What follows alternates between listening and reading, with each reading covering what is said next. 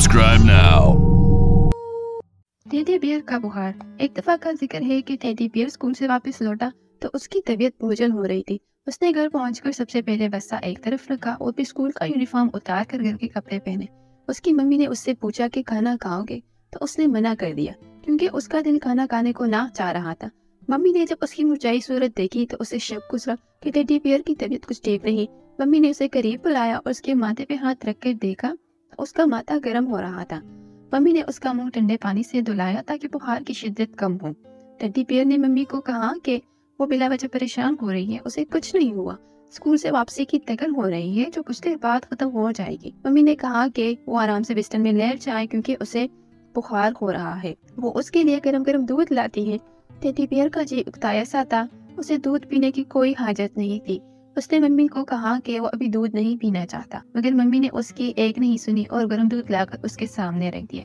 Teddy bear ने ना चाहते हुए भी वो दूध पिया और फिर मम्मी के इसरार पर बिस्तर में लेट गया। उसका दिल दूसरे कमरे में पड़ा था जहाँ उसके साथी खिलौने के साथ खेल रहे थे। टेडी बियर ने कुछ देर बिस्तर में आराम किया।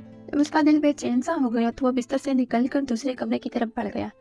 उसने दरवाजा खोल कर देखा तो उसका साथी डॉगी और मानो दोनों प्लास्टिक के टुकड़ों को जोड़कर पुल बना रहे थे।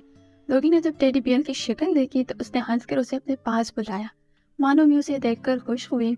उसने टेडी बियर से कहा कि वो दोनों कब से उसकी राह देख रहे हैं। आज वो इतनी देर से स्कूल से वापस लौटा, खैरियत तो है? टेडी बियर ने उन्हें बताया कि वो तो कब से स्कूल से वापस आ चुका है। मम्मी ने उसे दूध पिलाकर बिस्तर में लेटा दिया था क्योंकि मम्मी का कहना है कि मुझे बुखार है। डॉगी और मानो ने जब ये सुना कि टेडी बियर को बुखार हो गया है तो दोनों पीछे हट गए।